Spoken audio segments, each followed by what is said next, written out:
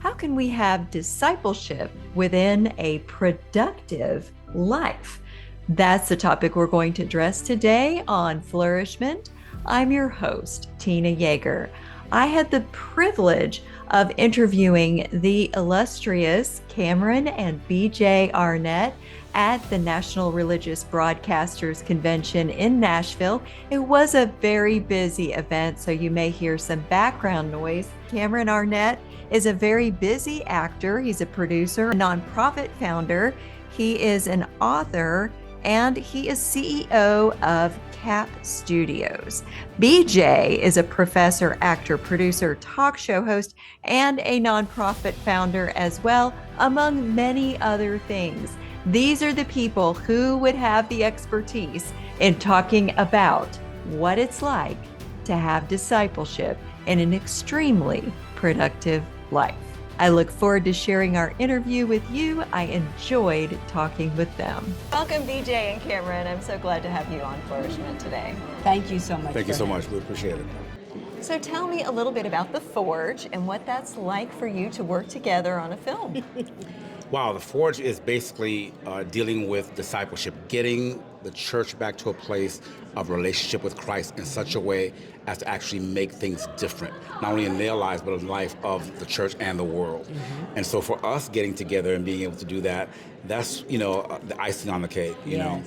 It's so gratifying to be able to work together, and we've always worked together on all kinds of different things. We pastored together for almost 20 years, and on every facet of what we're called to do, we work together. Yeah. So it's been a blast to be on set together with a film that touches our heart and is really what God called us to as a ministry, which is discipleship. And you're dealing with also the fact that we get to do it as a couple, because the ministry is not only the discipling of people, but what he makes out of you in the process as husband and wife. And so we're able to also be a testimony of the goodness of God and giving us that relationship and him being the reason for that relationship. So let's talk about discipleship for busy people. And if we're going to talk about busy people, I don't think there's any better example than you as a couple. I want to say that something my husband and I came up with a few years back is we're not busy, we're productive.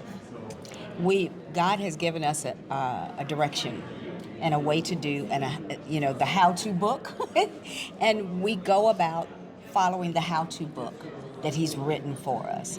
And the blessing is, in the midst of what he's already written, he takes the time to whisper another instruction, a course correction, an elevation moment that you didn't even realize was there.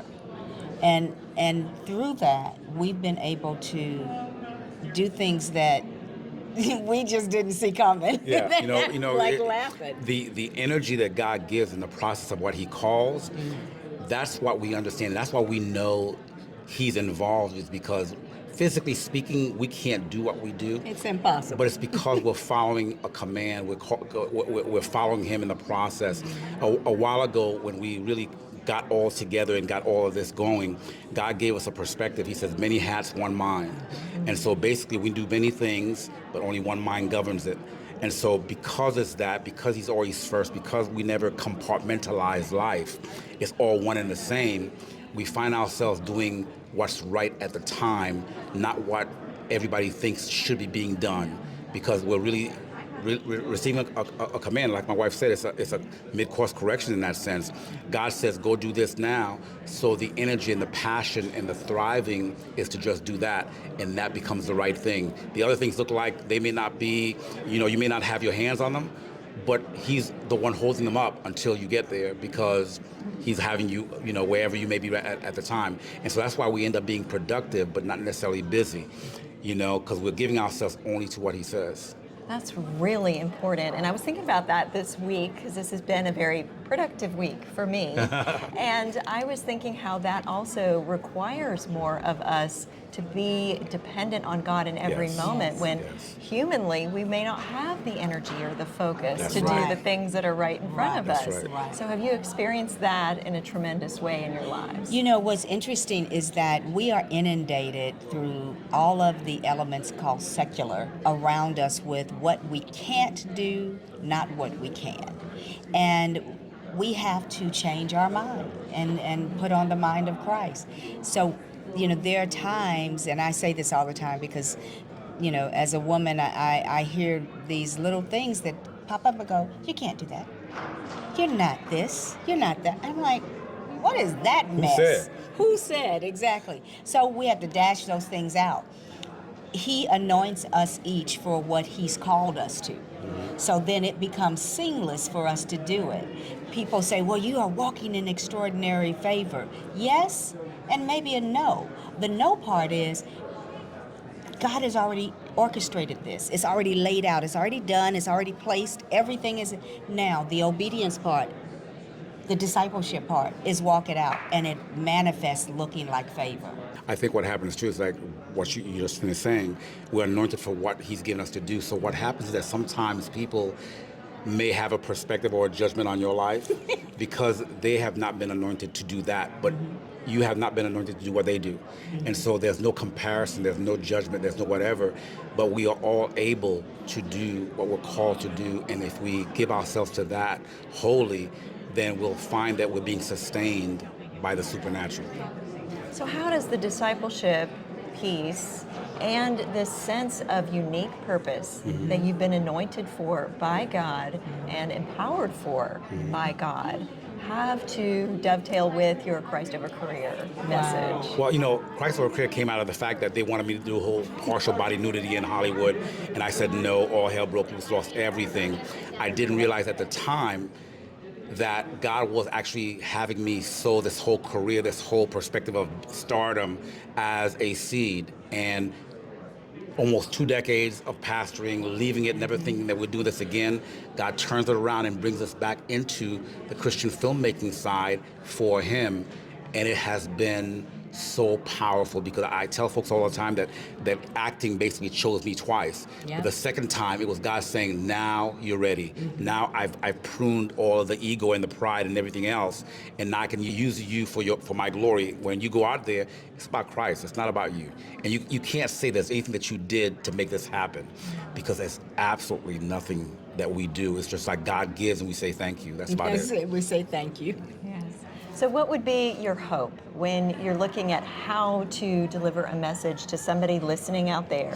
What would be your hope that they would take away from Christ over career, the message that your lives even are ministering to people, not just the Christ over career, but the way you live your lives as a couple and as individuals? Well, I think the main thing is to realize that the creator of the universe that loved you, first of all, to make you, to put you on earth, but also prior to that, prepare a way through Christ the Son to redeem you back, is the same one who will sustain, love, bring into being everything that He promised as you are obedient to Him. The thing about Him is that everything about Him is cloaked in loss. It's cloaked, you know, He used death to bring life, right? And so it's cloaked in loss. So you're going to have to look like and be okay with jumping into what looks like loss in order to find gain. And so I would say have a relationship with the King, know Him as King, know Him as Lord, so that you can obey. And it's on the other side of that obedience that you find out what really is. It's nothing like what the world will tell you that it is. Nothing. It reminds me of that Jim Elliott quote, "He is no fool who gives what he cannot keep to gain what he cannot lose." That's right. It sounds That's like that's exactly very right. similar to your message. Exactly Yes. right. Yes. And the thing about it is that it's available to anybody. We're not special. You know, we're not better. We're not more loved by God. It's that at one point in time, God got us to do that first leap into obedience, and it just sparked everything else. And what we've learned in the process is to outlast the unraveling, which means that when you begin to really follow God, obey Him, do what He says, no matter what, even if it looks like death, He unravels the life that you put together. And so that unraveling feels like pain, it's pruning, and you think you're losing stuff, but he's actually taking away what you put together so he can give you what he intended. That's it. And you have to outlast that. Don't think that you did something wrong. No, you actually obeyed, and all hell is breaking loose because it needs to, so that all heaven can break loose. Amen. Very good. All hell is breaking loose so that all heaven can break loose. That's powerful.